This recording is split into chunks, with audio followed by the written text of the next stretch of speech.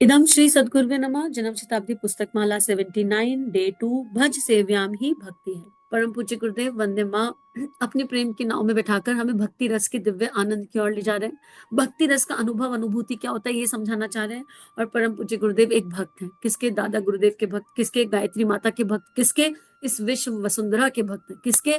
हम सब से प्यार करते हुए हम सबके भक्त। गुरुदेव कहते हैं मैं तुम्हारी भक्ति कर रहा हूँ। गुरुदेव मैं तुम्हारी भक्ति कर रहा हूँ का अर्थ, परम पूज्य गुरुदेव युग दृष्टा महाकाल हमारा इतना चिंतन करते हैं, इतना चिंतन करते हैं, इतना चिंतन करते हैं कि अनायास ही हमारा चिंतन उनकी ओर चला जाता है। मित्रों, एक भक्ति का सत्य, ये बहुत बड़ा सत्य है, इसको ध्यान से सुनिए। अगर आपको अंतःकरण में उतर जाए, बाकी तो गुरु इच्छा। अगर हमें ये लगता है कि हम भगवान को बहुत याद करते हैं, हम भगवान का बहुत सिमरन करते हैं और बहुत स्मरण करते हैं, चाहे वो भगवान फिर गुरु रूप में हो, चाहे राम रूप में हो, चाहे कृष्ण रूप में हो, चाहे सूर्य रूप में हो, चाहे ईसा मसीह के रूप में हो, चाहे अल्लाह के रूप में हो, कोई भी रूप स्वरूप, अगर हमको ये लगता है कि हम अपने ईश्वर को बहुत याद करते हैं, उनके बिना तो हमारा एक पल भी गुजारा नहीं, बस हर समय चिंतन में गुरु जी माता जी रहते हैं, हर समय चिंतन में भगवान रहते हैं, ठाकुर माँ शारदा, जाने कौन कौन रहता है, और हमें कहीं इस बात का सूक्ष्मतम अहंकार हो रहा है, हमें स्वाध्याय है, अपनी कॉपी खुद जांचनी है। तो सत्य ये है कि जब भगवान हमारा चिंतन 6 घंटे के लिए करें, तब हम 2 पल उनका स्मरण कर पाते हैं।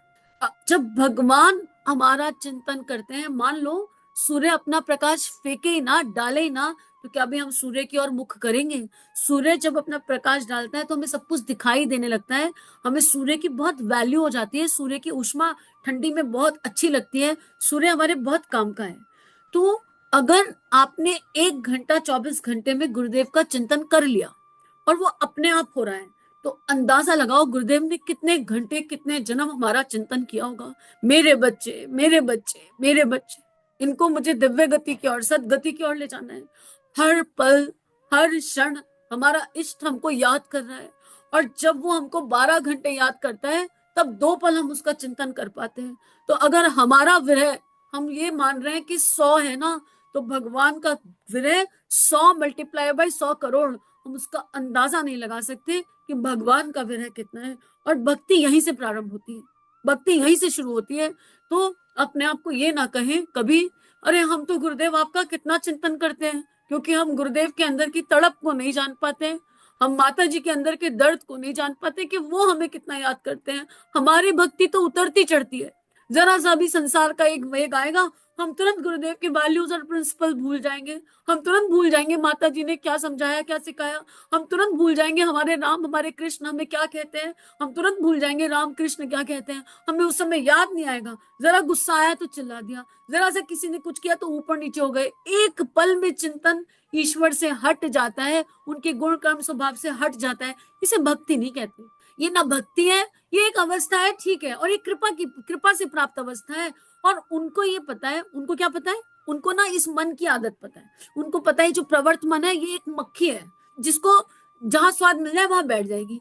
तो वो हमारा इतना चिंतन करते हैं, इतना चिंतन करते हैं कि एक बार, गुरुजी कहते हैं, एक बार मैं इनको अपना चिंतन दे दूं, एक बार मैं इनको, इनके मन को अपना स्वाद चखा दूं, क्या पता इनको जब मेरा चिंतन लग जाए, मेरा स्वाद अनुभव हो जाए, तो ये उस स्वाद के पीछे भागते भागते मेरे पास आ जाए।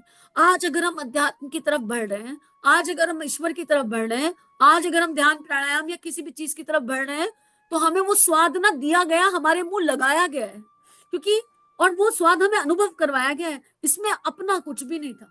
यकीन मानो, इसमें अपना कुछ भी नहीं था, कोई एफर्ट नहीं था। उन्होंने हमारा चिंतन किया, हमारे हाथ में एक स्वाद दे दिया, और जैसे कुत्ते को हड्डी मिल जाती है तो वो उसमें खो जाता है, हमारी दिव्यता, हमारे पर कृपा ही हो गई कि भगवान ने हमको अपना स्वाद दे दिया। और अब हम क्या कर रहे हैं, हम जब एक बार ध्यान करते हैं, हमें एक अनुभव हो गया, हमें इस अनुभव की लत लग गई, हाय कितना डिवाइन अनुभव था, कितना सुकून था, कितना आनंद था। अब हमारा मन इस अनुभव की ओर भाग रहा है, दौड़ दौड़ के भाग रहा है। तो हम जा तो रहे हैं, लेकिन फिर भी कुछ पाने जा रहे हैं, और भगवान इसी से खुश हो रहे हैं कि चलो कम से कम इसी बहाने मेरी तरफ तो आए। तो आज हम थोड़ा सा रिवर्स कर दें, भक्ति में प्रवेश करते हुए अपनी सोच को, ये सोच रिवर्स करने की क्यों आवश्यकता है, श्रेड करना है। जैसे सांप अपनी केचुली उतार देता है ना, चलो देह से देह भाव उतार कर फेंक देते हैं, देह से जीव भाव उतार कर फेंक देते हैं। इस बात का भी क्या घमंड करना कि मैंने तेरी कितनी माला करी, जो नाम जप और भगवान की माला गिनकर करी तो क्या करी, जो गिनकर करी और क्या करी, और जिसका पूरा अकाउंट अपने हाथ में, हमने जीवन भर में कितनी करी। तो जिस दिन उसने अकाउंट दे दिया ना, बेटे मैंने तुझे कितना याद किया, शर्मसार हो जाएंगे। भगवान का नाम भक्ति में गिनकर कुछ नहीं होता, ज्ञान में गिनकर होता होगा। बड़ी बढ़िया बात है, कर लो। कितनी किताबें पढ़ी, होता होगा। प्राणायाम गिनकर होता होगा, कितनी घड़ी कर लिया, कर लो। भक्ति गिनकर नहीं होती, भक्ति तो अपने आप होती चली जाती है, और वो केवल कृपा से होती है, क्योंकि वो हमें बहुत याद कर रहे हैं। महाकाल हम सबको बुला रहे हैं, बाहें फैलाए बुला रहे हैं। ढीला छोड़ दो, केचली उतार दो, सारी मिथ्या केचलियों को उतार दो, सारी मिथ्या मैं को उतार कर बाहर फेंक दो। ये मौका है, ये पल है, और इसके बाद ये पल कब आएगा नहीं पता, लेकिन अब आया है ना, तो शरणागति से पुकार लो, बस पुकार लो, किसी इच्छा से नहीं। मोक्ष नहीं चाहिए, भगवान के दर्शन नहीं चाहिए, भगवान की चाह नहीं चाहिए। भक्ति में एक ही बात है, चाहना है ना, भगवान को चाहो और भगवान से कुछ मत चाहो, और धीरे धीरे भगवान को चाहने की चाह भी भगवान के श्री चरणों में अर्पित समर्पित कर दो। अगर हम इस वाली भावना से गुरुदेव की इस भक्ति की किताब को, इस भक्ति रस को, इस प्रवचन को सुनेंगे और पढ़ेंगे, तो हमारे अंतस में भक्ति के फूल खिलने लगेंगे। अभी भी एक फूल खिला है, ध्यान से देखो, अनुभव करो, भक्ति का फूल तो उन्होंने खिला दिया, उनकी कृपा ही तो बरस रही है। हमारे भीतर भक्ति के बीज की स्थापना कर दी गई है। इसको नर्चर करें स्वाध्याय के साथ, और हर समय इस देह भाव और जीव भाव की केचली को उतार कर फेंकें, और फिर देखें क्या ही प्रकाश जागृत होगा। वो स्वयं प्रकाशित मणि आप और हम ही है, कहीं दूर नहीं है। और गुरुदेव के गले की हीरो का हार भी आप और हम ही है, कहीं दूर नहीं है। तो चलिए, गुरुदेव कह रहे हैं भक्ति का अर्थ भावो उन्माद नहीं है, भावो उन्माद नहीं है, जो मोस्टली देखा जाता है। भक्ति किसे कहते हैं? भक्ति शब्द में जानबूझकर उपयोग नहीं करूंगा, क्योंकि भक्ति के संबंध में इतनी ज्यादा गलतफहमियां लोगों में छा गई हैं कि मैं क्या कहूँ। लोगों की संवेदनाएं, भावनाएं उभर आए और वह केवल रोने लगे, नाचने लगे, उचकने लगे, मस्तक झुकाने लगे, हाथ जोड़ने लगे, प्रार्थना करने लगे, आंसू बहाने लगे, बस हो गई भक्ति। नहीं, यह भक्ति नहीं है, यह तो एक तरीके का भावो उन्माद है, भाव संवेदना है, जो कईयों को है, ढेरों आदमियों को होता है। लोग बात बात पर हंसते जाते हैं। बहुत सी औरतें ऐसी होती हैं कि जरा सी बात हुई गलत और बात हुई रोने लगी। यह भावुकता है। सामूहिक भावुकता भक्ति की निशानी नहीं है, जैसा कि आमतौर से लोग समझते हैं। देवी देवताओं के सामने नाक रगड़ना, गिड़गिड़ाना, आंसू बहाना, उछलना कूदना, हल्ला गुल्ला मचाना, उल्टा पड़ जाना, सीधा बैठना, नाचना लग जाना, आदि बातों को लोग बार बार समझते हैं कि वह बहुत बड़ा भक्त है। नहीं मित्रों, ये भावुकताएं हैं। भावुकता की दृष्टि से तो ये क्रियाएं ठीक भी हो सकती हैं, लेकिन आध्यात्मिक उन्नति का संबंध जहां तक है, इस तरह की भक्ति का योग से कोई सीधा संबंध नहीं है, और ना सीधे भगवान से ही है। यह भक्ति योग नहीं है। एक भ्रांति टूट गई, जो बहुत बड़ी भ्रांति है। अगर भक्ति योग में रोना आएगा ना, तो अश्रु रुक नहीं सकता। चैतन्य महाप्रभु का जीवन देखिए, मतलब खून खून निकल जाता था। कृष्ण की याद में दीवारों से सिर टकराते रहते थे, उन्हें देह की सुध बुध नहीं थी। हमारी भक्ति कैसी होती है? अभी रोना आया, 1 घंटे बाद चाय की जरूरत पड़ गई। अभी पागलों के जैसे भगवान भगवान कर रहे हैं, मामा कर रहे हैं। एक बार बेटे ने कुछ गड़बड़ कर दी तो घबरा गए, है मेरा बच्चा, है मेरा बच्चा, है मेरा बच्चा। ये भक्ति है? ये जो पल पल में संसार की ओर ले जाती है, पल पल में भौतिकता की ओर ले जाती है। ठाकुर रामकृष्ण परमहंस की भक्ति देखिए, देह में मामा करते हुए दहा आ जाता था, पूरी देह पर चकत्ते पड़ जाते थे। कभी पढ़कर तो देखिए भक्तों को, बड़ा दिव्य जीवन है भक्तों का। तो भक्तों के नाम पर अगर हम अपने क्षणिक भावावेश को भक्ति कहते हैं, तो इस भ्रांति को गुरुदेव ने तोड़ दिया। अगर हम ये कह रहे हैं हमारे तो कभी कभी कितने अश्रु गिरते हैं, हम तो भगवान तुम्हें कितना याद करते हैं, गुरुदेव ने ऑलरेडी बता दिया कि हम भगवान को याद नहीं कर रहे, भगवान हमें याद करे, हमारी क्लीनिंग है। और भावना और भावुकता में अंतर होता है। इमेजिन करो, हमारी देह से जन्मी संतान हमसे बहुत प्यार करे, बहुत अनन्य प्यार करे, और कहे मम्मी पापा मैं आपकी बहुत बड़ी भक्त हूँ। ठीक है भैया, बहुत अच्छी बात। और हमारे सामने नाचना गाना शुरू कर दे, हमारा नाम ले लेके, पागलों की जैसे उछलने कूदने लगे। How we will feel? क्या लगेगा हमको? नहीं स्कूल जाएंगे, नहीं जाएंगे स्कूल, क्यों? हम तो आपसे बहुत प्यार करते हैं, हम आपके बिना नहीं रह सकते। अच्छा बेटे, तो फिर क्या करोगे? कूदेंगे, आपका नाम mummy papa, mummy papa, mummy papa, आपके चरणों में नाक रगड़ेंगे। उससे क्या हो जाएगा? हमें अच्छा लगेगा? हम परेशान नहीं हो जाएंगे? हम नहीं कहेंगे मानसिक संतुलन बिगड़ गया हमारे बच्चे का, इसे साइकोलॉजिस्ट की जरूरत है, इसे डॉक्टर की जरूरत है, नहीं लेकर जाएंगे डॉक्टर के? बर्दाश्त कर पाएंगे क्या हम? तो वो भगवान रूपी माता पिता हमें इस तरह का पागलपन करते देखते होंगे, कैसे बर्दाश्त करते होंगे? उनके दिल पर क्या बीतती होगी कि मेरा नाम लेकर ये लोग क्या कर रहे हैं? मीरा भी नाची, नाचना बुरा नहीं है, लेकिन मीरा को तो संसार दिखा ही नहीं। हम कहीं ना कहीं अपने अहम को, अपनी उन भावनाओं को, उस वेग को जी नहीं पाते, क्योंकि उसे दिशा नहीं दे पाते, और पागलपन की हरकतें करने लगते हैं। इसका अंतर केवल गुरु और शिष्य के बीच की बात है। ये बाहर से ये एक ऐसी दिव्य भावना है कि किसी के बाहर के आवरण को देखकर किसी का अंतःकरण जाना नहीं जा सकता।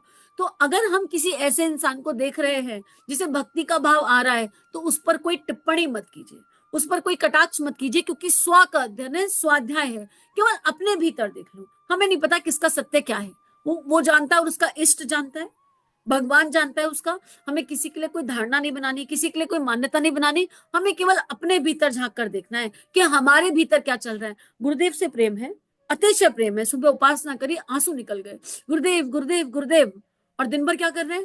गुरुदेव ने कहा, बेटे 4 अखंड ज्योति 4 घर में 1 महीना बांटा हो। ओ अभी तो टाइम नहीं है, अभी तो बच्चे के बोर्ड के एग्जाम है, अभी तो ये है, अभी तो ऑफिस है, अभी तो घर है, अभी तो नौकरी है। अच्छा बेटे नहीं बांट के आ रहे? 2 घंटे का जब कर लो। अरे कहाँ से लाए 2 घंटे का टाइम? तो फिर सुबह उठ के क्यों गुरुदेव गुरुदेव गुरुदेव रोए थे? किस कार के लिए रोए थे? भक्त भगवान का अक्षर अक्ष कहना मानता है पूरी तरह। जो भगवान कह दे, भगवान कहे ना कि मैं तुम्हें कभी दर्शन नहीं दूंगा, मेरा विरह भी सहो, तो भी सहता है, हर चीज मानता है।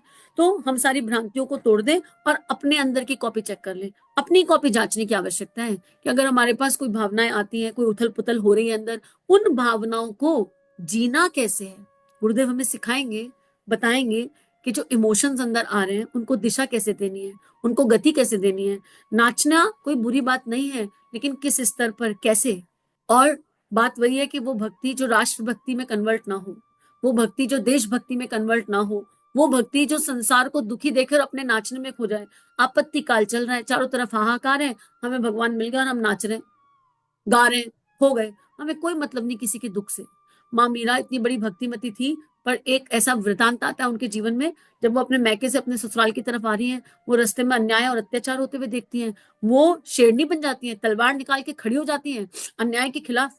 अगर कृष्ण भक्ति में डूबी हुई वो मीरा साहसी मीरा थी, वो तलवार निकालती है। उसके बाद एक जीवन वृतांत आता है माँ मीरा के जीवन में, जब उनको मारने के लिए एक शेर को, भूखे शेर को, 4 दिन से भूखे शेर को उनके महल में छोड़ दिया जाता है। और माँ मीरा इतनी साहसी, भक्ति से साहस आता है। हमारे अंदर साहस आ गया क्या?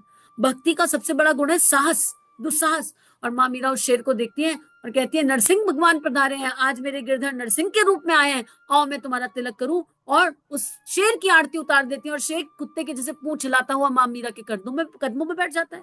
और हमारी भक्ति ऐसी है कि अभी भूकंप आ जाए यहाँ बैठे बैठे, हराम हराम हराम, और क्या उठाएं?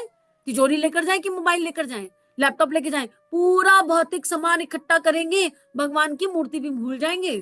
उस टाइम पर हिल जाते हैं जरा सी चीजों से। भक्ति साहस देती है। भक्ति बाहर के जीवन के उफान तूफान कितने भी आए, पर भीतर का आनंद खत्म नहीं होने देती। तो भक्ति में जो है वो घबराता नहीं, वो भयग्रस्त नहीं होता। एक भक्त भयग्रस्त नहीं हो सकता, किसी भी तरीके से नहीं हो सकता। उसे इतना विश्वास होता है अपने ईश्वर पर, अपने प्रभु पर, अपने परमेश्वर पर, इतना विश्वास होता है। इसलिए विश्वास नहीं होता और भगवान को बुलाता भी नहीं है।